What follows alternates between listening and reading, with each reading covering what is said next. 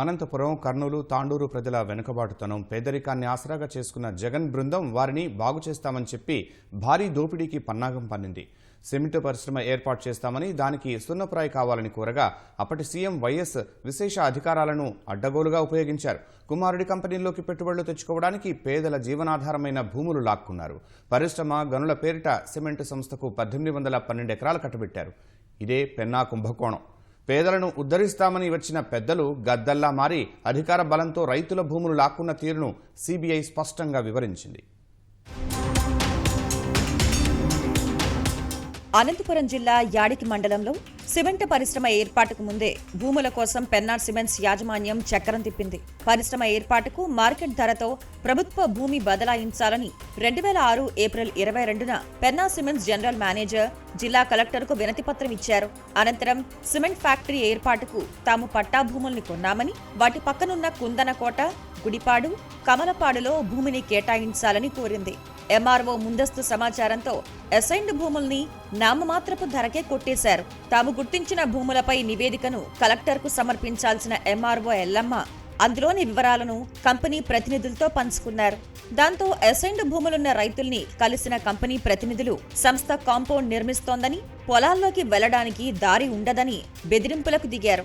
ఎకరానికి 20,000 నుంచి 60,000 వరకు చెల్లించి రైతులతో ఓచర్లపై సంతకాలు తీసుకున్నారు. తర్వాత అదే రైతులతో ఆయా భూములు తమకు వద్దని, స్వాధీనం చేసుకోవాలని అర్థిస్తూ ఎంఆర్ఓకు అర్జీలు పెట్టించారు. దాంతో ప్రభుత్వానికి అసైన్డ్ భూముల సేకరణ అవసరం తప్పింది.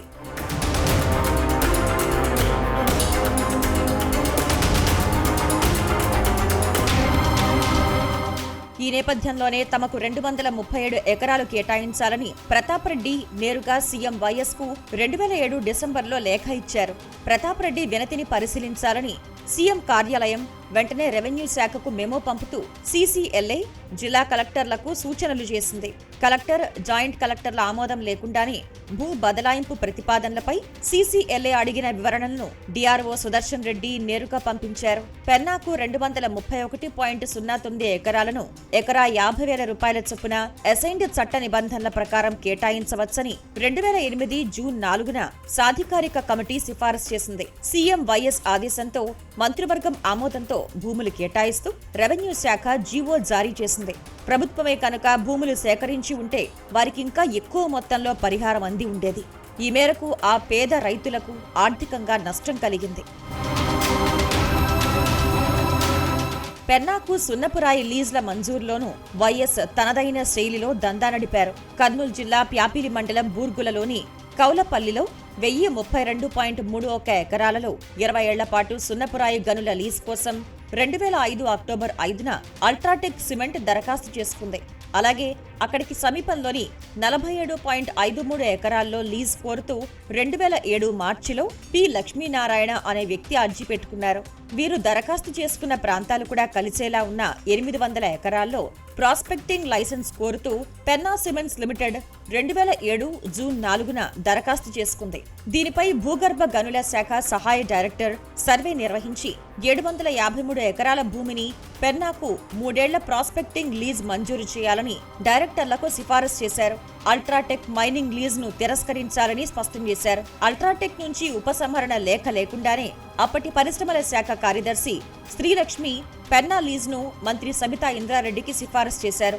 అల్ట్రాటెక్ నుంచి ఉపసంహరణ లేఖకు పట్టుపట్టకుండానే మంత్రి సబితా ఇంద్రారెడ్డి ఆమోదించేశారు. మంత్రి అనుమతి లేకుండానే పెన్నాకు 304.74 హెక్టార్ల లీజ్ ను మంజూరు చేస్తూ శ్రీలక్ష్మి 2008 మార్చిలో జీవో ఇచ్చారు. తెలంగాణలోని ఉమ్మడి రంగారెడ్డి జిల్లా తాండూరులో రద్దయిన సున్నపురాయి మైనింగ్ లీజుల్ని పెన్నాకు పునరుద్ధరించడంలోనూ అధికార దుర్వినియోగమే జరిగింది. తాండూరులోని 1021.26 ఎకరాలలో వాల్చంద్ కంపెనీకి చెందిన సున్నపురాయి మైనింగ్ లీజ్ల వ్యవహారం ఢిల్లీ కోర్టులో ఉండేది.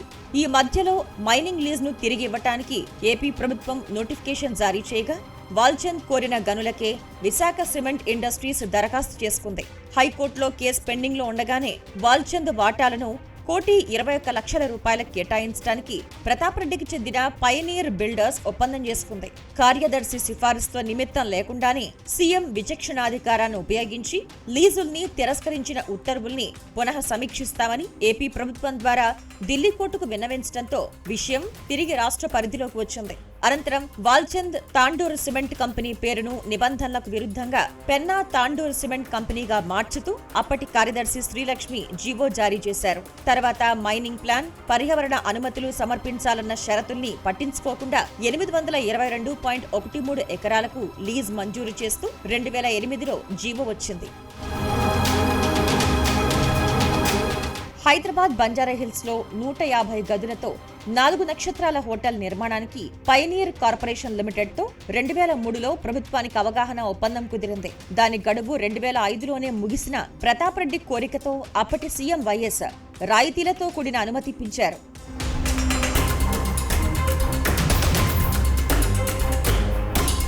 2006 నుంచి 2009 మధ్య పెన్నా గ్రూపునకు చెందిన పిఆర్ ఎనర్జీ హోల్డింగ్ సంస్థ నుంచి జగన్ కంపెనీల్లోకి 68 కోట్ల రూపాయల పెట్టుబడులు మళ్లాయి.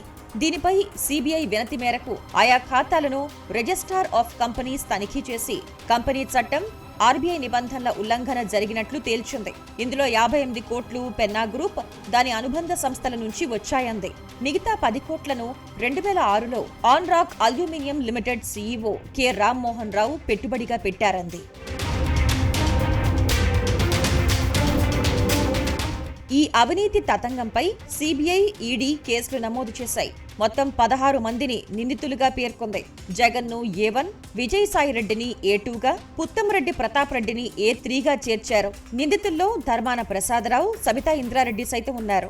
సిబిఐ 2011 ఆగస్టు 17న ఎఫ్ఐఆర్ నమోదు చేసింది. దర్యాప్తు అనంతరం 2013 సెప్టెంబర్ 30న తొలి అభియోగ పత్రం దాఖలు చేసింది. ఈడీ కేసు రుజువైతే మనీ లాండరింగ్ చట్టంలోని నిబంధనల కింద ఆస్తుల్ని కేంద్రం జప్తు చేస్తుంది. నేరం రుజువైతే యావజ్జీవ జైలు శిక్ష పడే అవకాశం ఉంది. ప్రజా ప్రాతినిధ్య చట్టం కింద 2 ఏళ్లకు మించి శిక్ష పడితే ఎమ్మెల్యే, ఎంపీ పదవులపై అనర్హత వేటు పడుతుంది. శిక్షాకాలం పూర్తయిన 6 ఏళ్ల దాకా తిరిగి ఎన్నికల్లో పోటీ చేయడానికి వీల్లేదు.